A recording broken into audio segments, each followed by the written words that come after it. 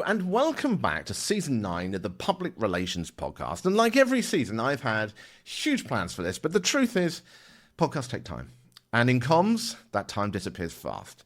That's why this time, basically, it's going to be a bit sporadic. I'm going to start up probably every few weeks, and then gradually I'm going to try and build back up to a situation where I have an episode coming out almost every week. And if you are new here, I am Richard Midson. I'm a PR and comms guy who is basically navigating his way through the comms world. And what I do here is share what I'm seeing, particularly as a result of the podcast. I get to speak to a lot of people and go and help them out online and doing Zoom conversations and actually going and meeting people as well and sort of discussing their comms strategies, which is really interesting, particularly when you're doing a podcast like this. Also just talking about moments I'm seeing and things that I'm spotting that I think are useful in the comms world, some of the conversations I'm having with other agencies and consultants around the world, and also particularly tools like AI tools. You know, we're all trying to learn how to use them. So I'll be sharing more about what I'm finding out with that too. You know, some people go, okay, well, why make a podcast? You know, in the comms world, a lot of people don't really share that many ideas publicly. And I think it's because of my past as a journalist. I spent many years as a journalist and news editor, and that's what I enjoy doing. I enjoy looking into things and sharing ideas. It's a lot more fun than just keeping it to yourself.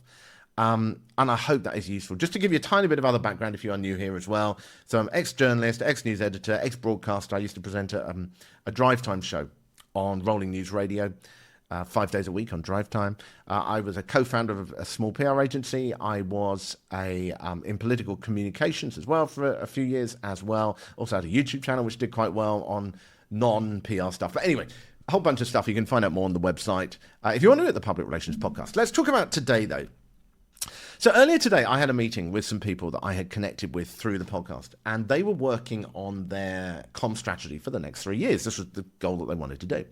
And we were up on this sixth floor of the building, and the rain hammering down outside the windows. The blinds were shut against the grey. If you've seen the forecast in Sydney recently, then you'll know that it's been pretty bad. And inside, you know, got the usual whiteboards, monitors. I got some slides up that I'd used in the past that I'd tweaked for them. And me scribbling down loads of answers as we're going through this. And the first thing that I wanted to do was to get clear on what their goals are. And one of the problems they've got with this, and I think this is true of anyone, even if you're a startup or whatever, is that there's a lot of stakeholders. And when there's a lot of stakeholders who have different needs and different abilities to influence what you're achieving, when you're in that situation, it can be very easy to go, well, either we've got 200 goals that we want to achieve, or 20 goals or whatever, let's be more real, 10 goals, whatever. Or to come up with something like, our first goal is we need some publicity. And the problem with that is it's because it's not clear, it's very hard to define, well, what do you do with that?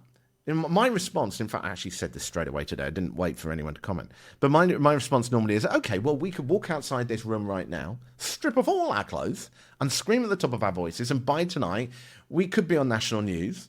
We're certainly going to probably be on social media. That is publicity. So is that what you want? We know the answer is no. So then the question is, okay, well, if you know what you don't want, what do you want? I think the second thing that people often say is, well, we need to do some social media and some press. And I actually wrote a quick LinkedIn post about this recently. And again, well, why? You know, yes, you could put out a picture of what you're doing. You could put out some promotions saying we're releasing a new piece of jewelry or we're doing this or that. I mean, on the whole these days, unless you've got a really good following already, you need to pay to promote that anyway. But the point again is that beyond doing a blatant advert, what are you trying to achieve? Anyone can do adverts. So the fact that you're looking at comms means you're looking at achieving something more. You're looking at developing a relationship. You're looking at developing a brand where people don't just buy because you put an advert in front of them, but they buy everything because they love what you do. So the question then is, okay, so why goals matter? And this is where I think a lot of comms people perhaps miss it sometimes, with the importance of defining a clear goal. You know, literally, what do you want? Because if you don't know what that is, the rest of your entire strategy makes no sense. You know, and I get the temptation to just generate activity for a client. Understand that. But if it's not, you know, if you're putting out 4 pieces of social media or 2 pieces of social media a day, whatever it is, if it's not delivering a result, then where's that going to go in terms of a long-term contract with that client? Or if you're working for someone, what did you actually achieve beyond making more noise? If the goal is clear, then even if you don't deliver something 1 week, the fact that you are moving towards it still justifies that work. So I think having a clear goal makes an enormous amount of sense. The techniques don't matter as much as people think, I think. This is something that I say to people as well, and I said today. If you're trying to reach an influencer and they ignore you, then maybe you need to approach them another way. Forget the fact that this is our goal. We will reach X influencer and we will get them to say this. What is your goal of reaching that influencer? Then change your strategy. Keep your goal clear, but change your strategy so that you're still moving forward. The problem, I think, is that people often don't know their goal because they haven't really defined it. And I get that too. If you haven't worked in comms, it's easy to say, I want a bit of what someone else got. I want a bit of what Pepsi got, or I want a bit of what Nike got. But if you can't pin down what that actually means for you, then you're stuck. And that's why the first step that I always say is clarity. What do we actually want? What are we trying to achieve here? Because once we're very clear on what that goal is, you can work backwards from that. And that's exactly what we did today. We came up with 3 core goals. We managed to get down to sort of 3 working goals and then brainstorm lots of ways of approaching each of those. And now it's obviously about pinning those down even further.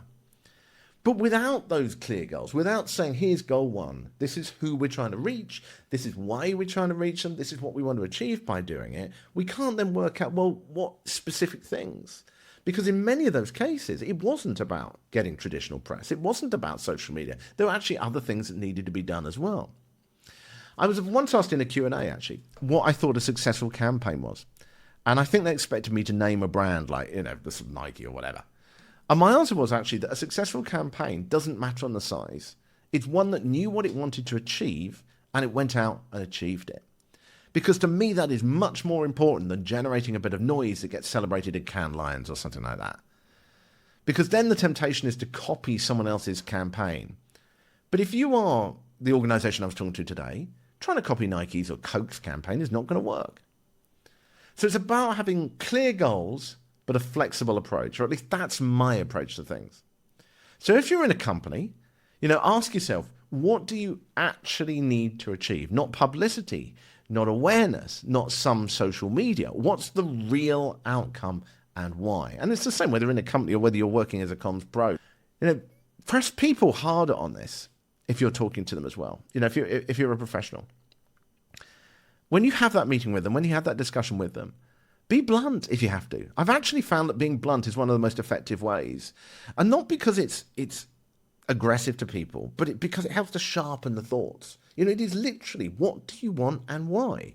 And you've got to keep asking that question and keep homing it in. Because once you do, you can start to cut through the fog. And I think people really appreciate that when you do that, because then they start to see it themselves. They start to go, oh yeah, that's what we actually need, rather than just generating that noise. And then when you start explaining how they can go and achieve it, that's when the light bulbs come on for everyone, including yourself, as things start to make so much more sense. There's nothing worse than trying to do a campaign where you don't really know what you're trying to achieve, because you just can't win. Anyway, of course, there's a lot more to the strategy and what I talked about today as well, and that we're working on now in that particular thing. But anyway, as of this podcast, as I say, in Series 9, I want to connect more directly with people and try and bring these concepts into the show so that I can discuss them, and then in turn we can discuss them as a whole. So if you are, for example, I can't say I can promise to spend hours on something, but if you are a small business or a startup and you'd like to get some advice within the show, whereby we'll actually have a conversation in the show and work on some ideas together, so in other words, some kind of almost free consultancy, then feel free to reach out to me at thepublicrelationspodcast.com. There's a contact page on there, thepublicrelations.com, and we will actually work on some stuff together. It's obviously free exposure. If you're trying to promote something in particular or a startup, then hopefully you'll find that useful. If that sounds useful, as I say, reach out to me on thepublicrelationspodcast.com. There are other things I'm planning this season too. Got some conversations which I hope to line up with some AI companies, and we'll talk about where that's going, and also look at a few tools as well, and also just generally talk to people around the world that I'm coming into contact with, bring them into the conversation, see what they're doing, see what they're using with AI as well, and see if we can all benefit from that. That's me rambling on, as I always tend to do when I do these solo episodes, but I hope you found some value in that. My thing again is get clear on those goals. That's my thing. Whenever I approach this, whenever I work with people, get clear on the goals, because without that, you're not going anywhere. That's it for now. I guess it's like field notes from the frontline of PR. You're listening to the Public Relations Podcast. And that's me. I'm Richard Midson. I hope to speak to you very soon.